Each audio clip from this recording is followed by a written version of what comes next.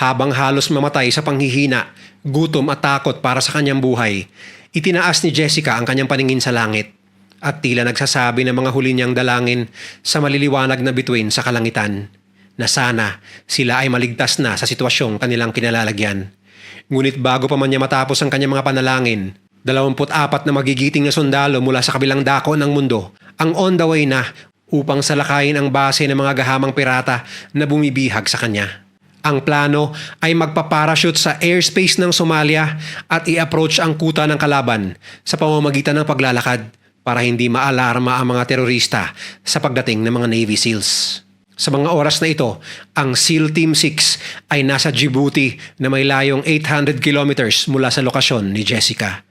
Para sa dalawang magkabilang kampo, mas maayos sana kung tinanggap ng mga terorista ang $1.5 million para sa kanilang kapakanan. Ngunit napilitan gumastos ng $100 milyong ang US para sa operasyon na ito. Iisipin mo, dapat nagbayad na lang sila para makatipid.